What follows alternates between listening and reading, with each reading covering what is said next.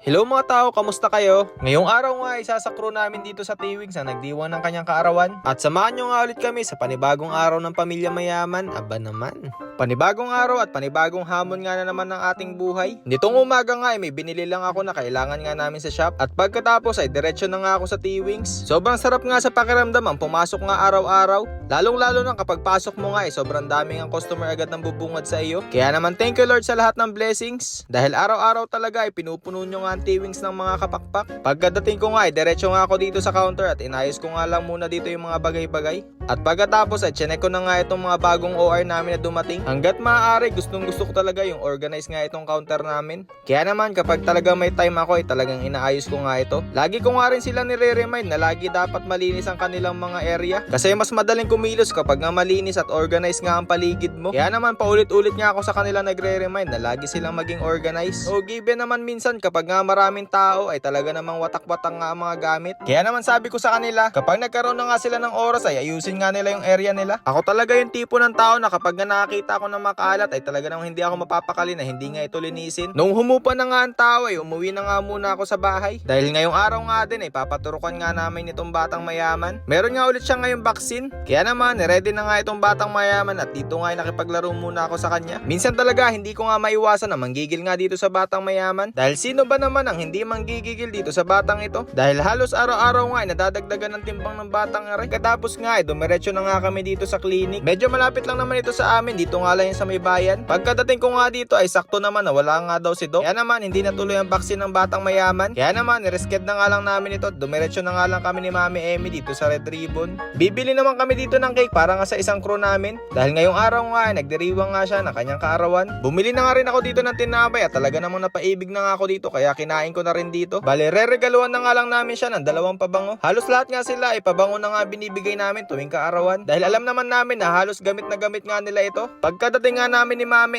Emmy dito sa T-Wings ay sinindahan na nga rin namin itong kandila. Ito nga si Junjun na nakasombrelo ang nagdiriwang ng kanyang kaarawan. Maya-maya nga ay kinantahan na nga rin namin siya. Tradisyon na talaga namin dito sa T-Wings ang magbigay nga ng cake sa kanila. Kasama nga ng monetary gift at ng regalo tuwing may birthday. Dahil para sa amin talaga iba nga ang pakiramdam kapag nakatanggap ka nga ng cake sa kaarawan mo. At isa na nga rin itong token of appreciation sa kanilang maganda at maayos na serbisyo sa T-Wings. At pagkatapos nga ay dumalaw nga lang kami dito kala Ate May. Nakipagmaritesan nga lang kami ng kauntihan dito kala Ate May. At pagkatapos ay nagpa-cool down nga dito sa Dirty Ice Cream. At nung kinagabihan nga ay dumami na nga ulit ang customers dito sa T-Wings kaya naman bumalik na nga kami ni Mami Emmy. Dumating na nga din pala yung in-order ko ang case para sa tablet ng T-Wings. Sobrang tuwa ko nga dahil 88 pesos nga lang ito nung nabili ko pero napakaganda nga ng quality. At nakakatuwa rin talaga ito mga kapakpak namin. Shoutout nga pala kala Madam sa pagpunta nga dito sa T-Wings. Sobrang mababait at napaka-hyper nga din talaga nila Madam. Noong mga oras na ito ay tuloy-tuloy na talaga ang pagpasok ng mga tao. Kaya naman wala kaming sinasayang ng mga oras. Hanggat maaari ay gusto nga naming mapabilis ang aming serbisyo. Para nang sa ganun ay mabilis din ang transition nga ng mga customers. Dahil minsan talaga ay meron ngang waiting sa labas. Kaya naman hanggat maaari ay dapat mabilis nga naming masaserba ng ibang customers. Nang sa ganun ay ma-accommodate nga namin yung mga iba pang nakapila sa labas. Sobrang napapa-thank you Lord talaga ako sa mga oras na ito. Dahil ang mga struggle namin nung araw na ito ay puro good problem. Dito nga ay medyo marami talagang drinks ang a-assemblein kaya naman nagtulong-tulong na nga kami dito. Medyo maliit lang talaga itong counter namin. Pero kahit na ganun ay hindi nga ito nagiging hadlang para nga mapabilis yung aming serbisyo. Dahil sabi ko nga kapag nga organize ka at malinis ang paligid mo ay hindi ka nga malilito. Nang sa ganun ay magiging maayos nga ang flow ng service mo. Lagi ko nga silang nire-remind na dapat sila ay mabilis kumilos. Para nang sa ganun ay mabilis nga namin masiservan ang lahat ng customers. Dahil kapag mabilis nga ang service namin ay mabilis ding papasok ang mga sales. At nakakatuwa nga at shoutout na nga rin dito ka na Madam. Dahil isang pamilya nga sila na bumisita nga dito sa T-Wings. Maraming salamat po. O siya hanggang dito na lang pala mga tao.